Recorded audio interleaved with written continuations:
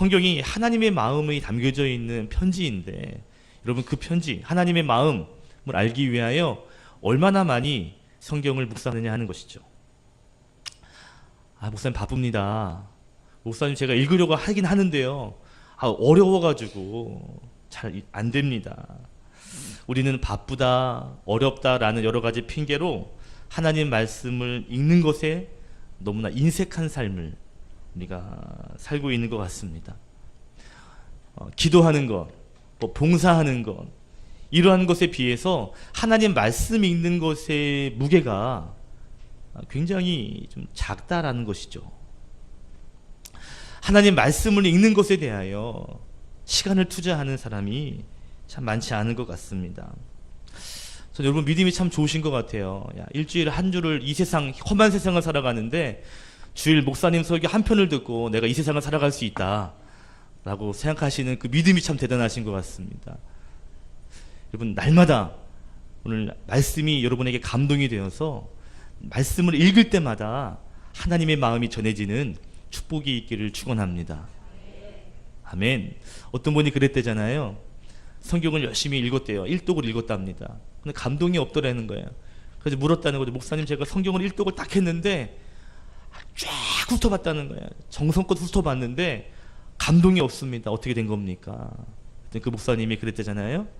당신이 성경을 한 번 훑은 게 아니라 하나님 말씀이 당신을 몇 번 훑었는지 생각해 보십시오. 하나님 말씀이 내 안에서 나를 만지고 나를 훑어내려 간 적이 몇 번이나 있습니까? 날마다 말씀을 묵상하시고 읽으셔서 하나님의 마음이 여러분의 마음을 만져주시는 일들이 있기를 축원합니다. 자, 오늘 말씀 보면 이스라엘 백성들이 하나님의 율법의 말씀을 들었을 때 눈물을 흘리죠. 그런데 여러분 1절에 보시면 사실 이스라엘 백성들이 에스라에게 찾아가서 율법책을 좀 가져와 주시고 율법책을 좀 읽어주십시오 라고 청했습니다. 그래서 제사장이고 학사인 에스라가 오늘 그 율법책을 낭독하여 주었죠.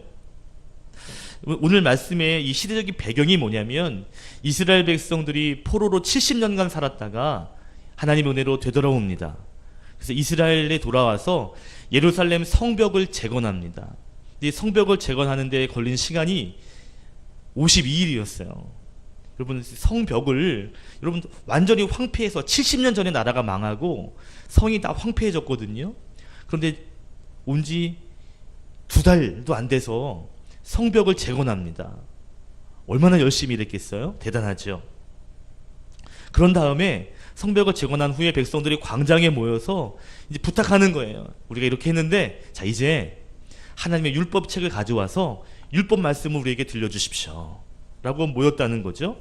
그래서 에스라가 성경 이 율법의 말씀을 읽어준 겁니다. 그랬더니 그 율법의 말씀이 그들에게 부딪힌 거예요. 마음에 감동이 된 거죠.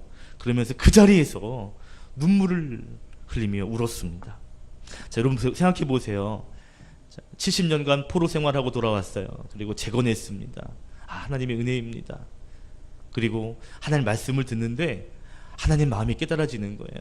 이게 우리가 얼마나 잘못했으면 이런 일이 있었는가, 또 하나님의 사랑이 얼마나 대단했기에 우리를 또 이렇게 돌아오게 하시는가, 하나님의 은혜구나, 나는 뭐 했던가, 내가 어떻게 살았던가 하면서 마음에 감동을 받고 눈물을 흘리고 있습니다. 자, 그럼 여러분이 그런 사람을 보면 뭐라고 하시겠어요? 그래, 기도하세요, 회개하세요, 정말 하나님 사랑하십니다 라고 더 은혜 받도록 부추길 거 아니겠어요? 그죠? 그런데 성경은 그렇게 하지 않았다고 말하죠. 오늘 말씀 9절과 10절에 보니까 총독인 느헤미야와 제사장 겸 학사인 에스라와 예배를 주도하는 레위 사람들이 모든 백성에게 이르기를, 9절 말씀, 오늘은 너희 하나님의 여호와의 성일이니 슬퍼하지 말며 울지 말라 라고 하죠. 10절에 보니까 너희는 가서 살찐 것을 먹고 단 것을 마시고 그리고 그것을 준비하지 못한 자들에게는 그것을 나누어 주어서 함께 즐거워해라. 오늘은 여호와의 성일이니 근심하지 말고 울지 말고 기뻐해라 하는 말이요. 우리가 여호와로 인하여 기뻐하는 것이 이것이 너희의 힘이니라 라고 말하고 있습니다. 오히려 눈물 흘리는 백성들에게 울면 안 돼. 너희를 기뻐해라. 기뻐하는 것이 이것이 너희의 힘이다 라고 말하고 있다는 것이죠. 즐거워해라. 먹고 마셔라. 12절에 보니까요, 백성들이 가서 먹고 마시며 그것을 나누어 주며 즐거워했다. 그래도 그 안에 보면 기쁨이 충만했다. 크게 즐거워했다 라고 12절에 말씀하고 있습니다.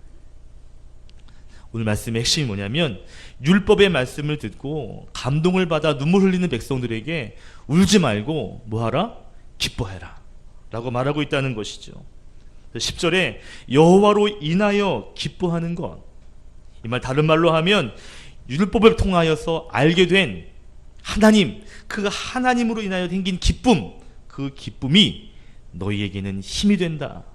그것이 너희의 힘이다 라고 말씀하고 있습니다. 율법을 통해 알게 된 그 하나님을 알게 된 그 기쁨, 그 감격, 그것이 너희에게는 힘이고 능력이 된다라는 것이죠. 오늘 말씀은 율법에 대한 말씀을 우리가 다시 한번 재조명하게 됩니다. 율법이 뭘까? 율법의 의미, 율법이 우리에게 어떤 기능을 하는가에 대하여 말해주고 있습니다. 율법이 뭐예요? 율법, 하나님 우리에게 지켜라 라고 하신 법입니다. 법, 룰이죠. 오늘 나누고 싶은 것은 율법의 의미와 그 율법이 우리에게 주시는 기능에 대해서 좀 말씀드리려고 그래요. 여러분, 율법에 먼저 기능이 어떤 기능이 있을까요? 율법을 우리가 지킬 때 율법이 우리에게 어떤 영향을 주는가? 오늘 첫 번째 나누고 싶은 것은 뭔지 아십니까? 율법의 역할이 뭐냐? 율법에 하는 기능이 뭐냐면, 율법을 통해 우리가 하나님을 더 알게 되고요, 그 하나님 알게 되는 그 기쁨이 있어서 그 기쁨이 오히려 우리에게 힘이 된다는 것입니다. 율법의 기능은 하나님을 알게 하는 기능이 있고요, 그것을 통해서 더욱더 우리에게 힘이 되게 하시는 기능을 한다라는 것입니다. 한번 따라합시다. 율법을 통해 하나님 알게 되고, 하나님 알게 된 기쁨이 우리에게 힘이 됩니다. 결국 율법은요, 기쁨이고 힘의 역할을 하는 것입니다. 오늘 8장의 말씀을 보시면 율법을 들었다, 깨달았다 라는 말씀이 8번 나옵니다. 특별히 깨달았다, 알았다 라는 단어가 8번이나 나와요. 우리는 깨달았다 라고 표현하는데, 영어 성경에 보면 understand, 이해했다는 거예요. 알았다는 것이죠. 하나님을 알게 된 거예요. 율법을 통해서 하나님을 알게 되고 하나님의 마음을 알게 된 것입니다. 7절과 8절에 보면 많은 서기관들과 레위인들이 율법을 낭독하는 것으로 끝나지 않고 8절에 보니까 그것을 해석해 줍니다. 해석하다라는 단어가 뭐냐면, 히브리 원어로 보니까요, 어떤 것을 분명하게 보여주다라는 것입니다. 마치 이런 거죠. 이렇게 흐릿흐릿하게 있는 어떤 것인데 이것이 분명하게, 선명하게 보이도록 싹 보여지는 거예요. 우리가 사진을 찍을 때 초점이 안 맞으면 윤곽이 흐리흐리하게 보이잖아요. 초점이 딱 맞으면 아주 선명하게 보이죠. 여기에서 해석하다라는 것이 아주 선명하게 보이다라는 것입니다. 율법을 말하고 낭독하고 해석해 줄 때 하나님이 분명하게 보이고 하나님의 마음과 뜻이 선명하게 보이는 거예요. 2절에 보니까 거기에 모여있는 사람들이 율법을 듣는데, 그 사람들이 알아들을 만한 사람에게 율법의 말씀을 읽어줬다 그랬어요. 여기서 알아들을 만한 사람이라는 것은요, 귀가 밝은 사람, 이런 사람을 말하는 게 아니라 하나님의 말씀에 대한 사모함이 있는 것, 마음의 준비가 되어 있는 상태를 말합니다. 이스라엘 백성들이 하나님의 율법을 듣고 싶어 하는 그러한 마음이 있었다는 거죠. 그런데 그 마음 위에 하나님이 사람들 통해 해석해 주었고요, 그리고 하나님과 하나님의 마음이 어떠한지를 그들이 알게 된 것입니다. 이해하게 된 것이죠. 그래서 비로소 그 자리에서 눈물이 나왔던 거예요. 하나님 마음이 그런 거구나. 오늘 1절에 나오는 성경을 읽어주었던 에스라는 2절에 보니까 1절에 학사라고 했죠. 학사. 9절에 보니까 제사장 겸 학사라고 표현했습니다. 1절에 그 에스라 앞에 학사라는 말 앞에 각주 숫자가 있잖아요. 그 각주 밑에를 보니까 뭐라고 써 있어요? 서기관이라고 쓰여져 있습니다.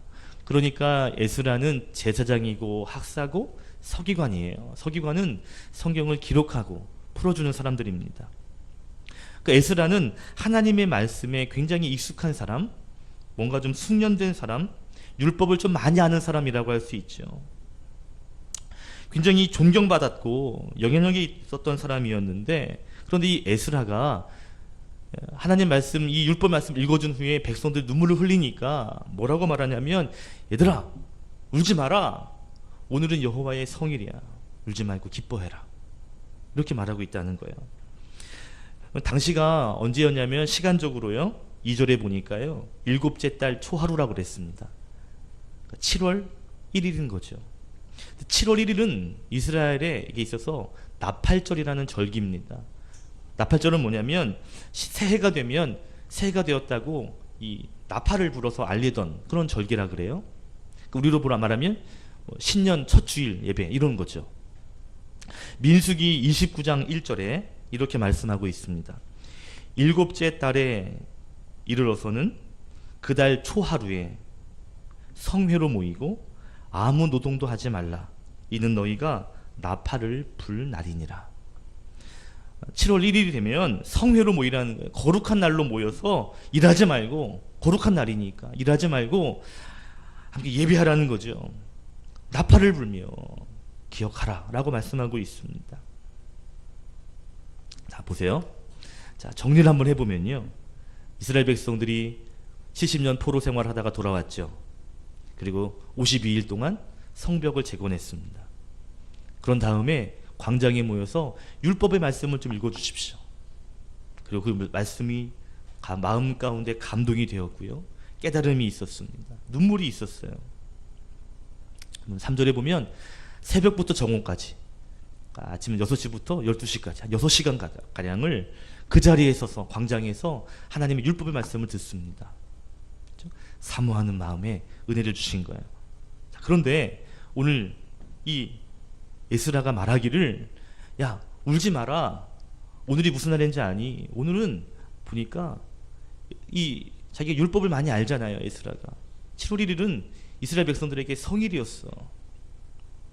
그러니 이 날은 너희들 기뻐하지 말고, 아니 근심하지 말고, 눈물 흘리지 말고 뭐하라? 기뻐해라. 그것이 너희의 힘이니라. 이 말이 무슨 말이에요? 이런 거죠. 너희들 은혜 받았다고 감동으로만, 감정적으로만 행동하지 말고, 정말 제대로 하나님이 원하시는 것이 무엇인지 알고 그것에 맞게 행동하라는 거예요. 은혜 받은 건 좋지만, 그러나 하나님이 너에게 주신 그 뜻 안에서 어떻게 행동해야 되는지를 분명히 알고 그렇게 생활하는 것이, 그것이 너희에게 힘이니라 라고 말씀하고 있는 것이죠. 여러분, 신앙생활은 감정적으로 하는 것이 아닙니다. 내 기분이 좋고 나쁘고에 따라서 감정이 이끌려 생활하는 것이 아니에요. 어떤 분은 신앙생활하면 마음이 편해져서 교회 온다는 분도 계셔요. 여러분, 그 감동이 되는 것으로 내가 신앙생활을 한다면 종교인밖에 될 수 없습니다. 감정적인 것으로 끝나는 것이 아니고요, 감동받는 것으로 끝나는 것이 아니라 하나님을 제대로 알고 하나님이 무엇을 원하시는지 그 하나님의 뜻에 맞게 살아가는 것이, 그것이 하나님 기뻐하시는 믿음 생활인 줄로 믿습니다. 그렇게 살아갈 때 그것이 우리의 삶에 힘이 되고 능력이 되는 것이죠. 하나님을 제대로 아는 거예요. 하나님 마음의 뜻을 제대로 알고 그 뜻에 맞게 살아가는 것이, 그것이 우리에게 힘이 되는 것입니다. 성경 공부하라는 게 아니에요. 하나님을 제대로 알고 제대로 신앙생활을 해야 한다는 것입니다. 여러분, 하나님은요 우리와 숨바꼭질 하시는 분이 아닙니다. 하나님 만나려고 그러면 안 돼, 숨어버리시고 찾아봐라, 또 보이려고 그러면 숨어버리시는 그런 하나님이 아니세요. 하나님은 자기를 보여주시는, 계시하시는 하나님이십니다. 여러분, 우리가 죄가 있고 피조물이기 때문에 하나님을 제대로 보고 알 수 없습니다. 하나님이 자신의 모습을 드러내 주시지 않으면, 야 내가 여기 있다, 자, 봐라, 이렇게 해주시지 않으면 우리는 하나님을 알아갈 수 없어요. 근데 하나님이 계시해 주십니다. 자연과 역사를 통해 하나님 만드신 것, 하나님이 쭉 일하신 것들을 보면서 우리가 알 수 있죠. 그것을 일반 은총이라 그래요. 모든 사람들이 다 보면서 알 수 있는 은혜. 그런데 특별 은총이 있습니다. 하나님 말씀이요. 하나님 말씀을 통해 하나님이 어떤 분인지를 또 알 수가 있는 것이죠. 중요한 건 하나님은 그렇게 자신을 드러내시는 거예요. 율법이 우리에게 너 이렇게 안 하면 큰일 난다, 이렇게 안 하면 넌 매 맞는다 라고 주신 것이 아니에요. 이 법은요, 하나님의 백성이 되어서 서로 상호간에 관계가 맺고 약속을 가지고 있는 관계이기 때문에 너는 내 백성이구나, 약속하자, 너와 내가 관계가 있는 사람이기 때문에 여기까지 이렇게 행동하고 이렇게 행동하기로 하자 라고 하시는 거예요. 다시 말하면 내가 너가 나의 백성이라면 내가 어떤 사람인지 봐라, 경험해봐라, 느껴봐라. 율법은 법이기 전에 서로의 약속입니다. 그 약속을 지키면서 서로를 더 알아가는 것이죠. 이것을 해라, 이것을 하지 마라 하시는 것은 그 일을 통해서 하나님을 더 알아가는 것입니다.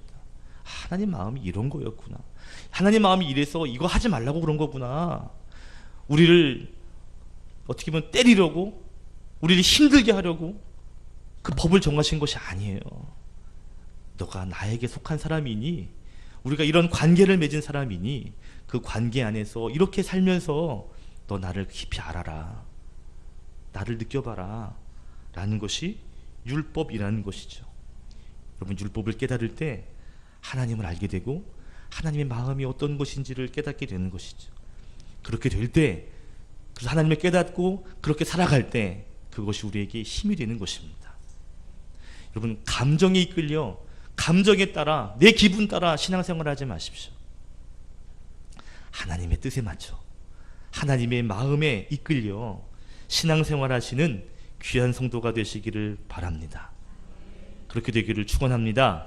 아멘. 자, 율법은요, 법이지만 서로 약속을 맺은, 관계를 맺은 것을 통해 하나님을 더 알아가게 되는, 그리고 그것을 통해 기뻐할 수 있는, 그리고 그것이 우리에게 힘이 되게 하시는 그런 기능을 하는 것입니다. 자, 율법의 기능이 하나님을 알게 하고 우리에게 힘을 주시는 역할을 한다면, 중요한 건 율법의 의미가 뭐냐는 거예요. 율법의 의미. 도대체 율법이 뭐냐는 거죠. 아까 전에 말씀드린 것처럼 율법은 법입니다. 약속입니다. 또 한 가지 더 중요한 본질이 있어요. 두 번째 나누고 싶은 것인데요, 율법은 이미 우리에게 주신 그 하나님의 은혜에 대하여 우리가 기쁨으로 반응하는 것입니다. 다시요, 율법은 은혜에 대한 기쁨의 반응입니다. 따라합시다. 율법은 은혜에 대한 기쁨의 반응입니다. 자, 보세요 여러분, 지금 이스라엘 백성들이 오늘 율법을 듣고 감동을 받았죠. 그죠?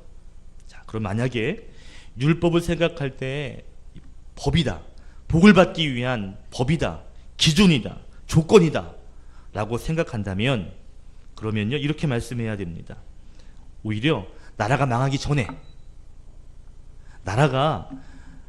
전에 말씀하시든지, 아니면 포로기 때 이스라엘 백성이 70년 동안 포로 생활하는 막바지에 너희들 이렇게 살아라, 그러면 내가 구원해 줄게, 너희를 이스라엘 땅으로 회복시켜 줄게, 알았니? 자, 이 율법을 지켜라 라고 하시는 게 맞아요. 그런데 오늘 말씀은요, 이미 회복을 이루고 포로 생활에서 돌아와서 예루살렘 성벽을 재건하고 어느 정도 기반에 있는 상황에서 주신 말씀이에요. 여러분, 느헤미야서 우리가 8장을 봤는데 7장 마지막 절이 좀 길어요. 73절인데요 73절에 이렇게 기록합니다. 자기 성읍에 거주했더라.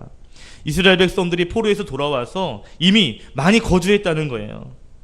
이미 어느 정도 기반을 살고 있는 거죠. 만약 율법이 회복을 위한 조건이었다면 율법은 지금 주시는 것이 아니라 언제 주셔야 돼요? 포로기 때 감동을 주셔서 하나님 알겠습니다, 내가 말씀 지키겠습니다 해서 그때 눈물 흘리고 회개하고, 그래서 하나님 알았다, 됐다, 그리고선 회복을 시켜주셔야 되는데 그런 흐름과 구조가 아니라는 것이죠. 여러분, 이스라엘 백성들이 에게 주신 율법의 말씀은요, 회복을 위한 조건의 말씀이 아니었어요. 만약에 여러분 이스라엘 백성들이 지금 돌아오게 됐는데 그들이 포로 생활 가운데 신앙생활을 너무 잘해서 하나님 감동받으셔서 야 니네들 정말 그렇게 어려운 상황에서도 이제 정신 차렸구나. 그래 알았다. 이제 돌아오라. 내가 이제 용서하마 해서 그들을 용서하시고 그들 땅으로 돌아오게 하신 것이 아니었습니다. 느헤미야와 에스라가 같은 시대잖아요. 느헤미야서 앞에 있는 성경이 에스라서인데 에스라서 1장 1절과 2절의 말씀을 제가 읽어드릴게요. 여러분 한번 보셔도 좋겠습니다. 에스라서 1장 1절 2절입니다. 에스라가 뭐라고 말하냐면 이렇게 말해요.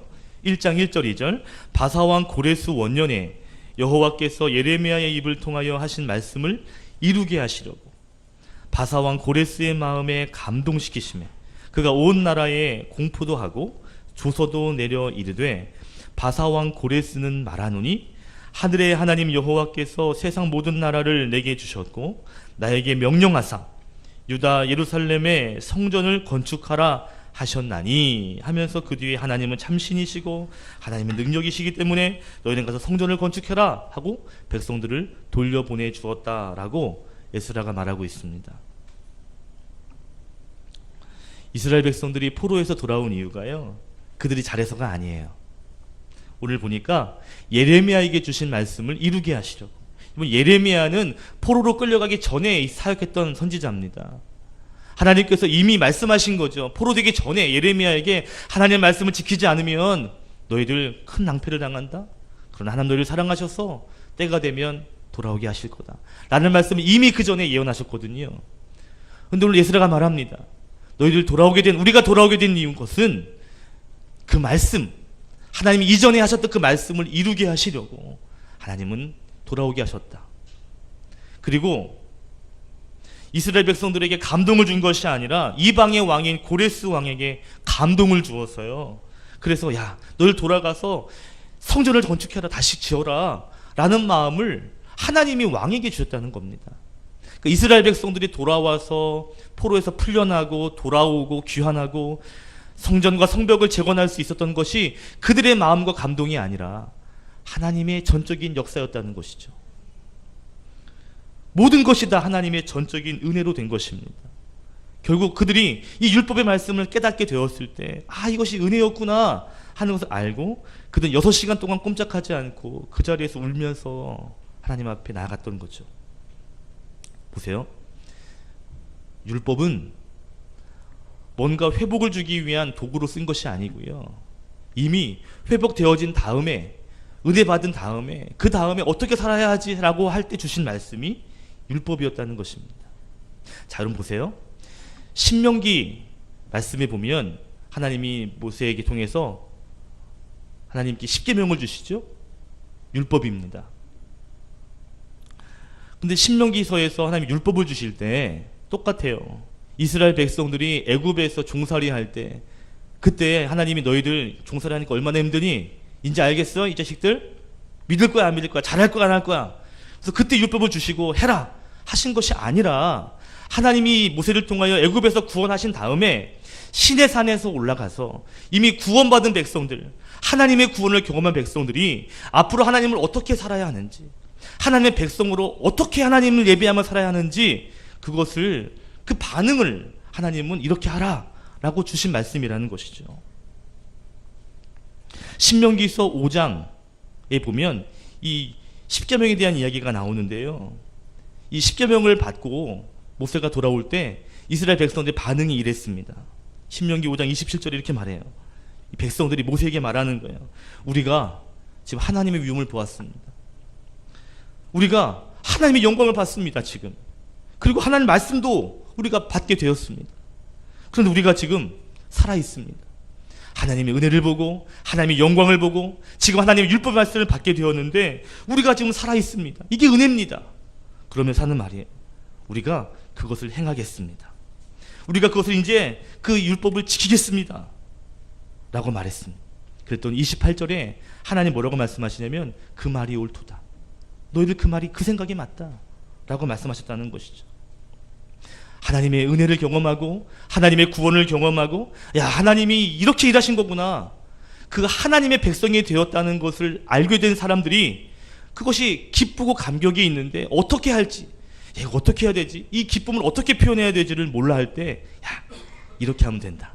너희들 구원받아 기쁘지? 너희들 행복하지? 이렇게 해라. 이렇게 표현하면 된다. 이렇게 예배하면 되고, 이렇게 하나님 앞에 지키면 그것이 나에게 내 백성이라고 하는 감격의 표현인 거야. 이렇게 살아라 라고 말씀하시는 것이죠. 구원에 대한, 은혜에 대한 기쁨을 이 율법을 행함을 통해서 우리가 표현하는 것입니다. 반응하는 것이죠. 하나님의 백성된 그 사람들이 어떻게 반응하며 살아야 하는지를 알려주시는 것이 율법입니다. 이번에 올림픽이 한참이잖아요. 금메달 땄던 윤성빈 선수를 보셨죠? 아이언맨 딱 헬멧 쓰고 쫙 날아가는 거 보셨죠? 보셨잖아요. 근데 얼마나 기쁘겠어요. 근데 제가 그 다음 날인가요? 이 인터넷 신문을 보니까 이런 게 기사가 있더라고요. 윤성민 선수가 이야기하는데 기자에게 뭐라고 얘기하냐면, 사람들이 왜 이렇게 기뻐하지 않냐고, 금메달 땄는데 왜 이렇게 좋아하지 않냐는 이야기를 들었나 봐요. 그러니까 뭐라고 해명하냐면, 금메달 땄는데 어떻게 안 기쁩니까?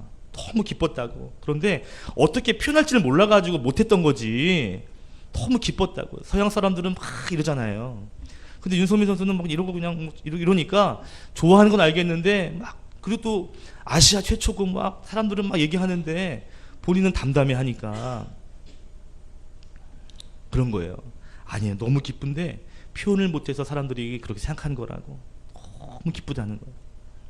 우리도 그렇잖아요. 우리가 생각하는 수준보다 더 좋은 일이, 더 기쁜 일이 생기면 이게 울어야 될지 웃어야 될지 막 어떻게 표현할지 모를 때가 있잖아요. 선전에도 나오대요.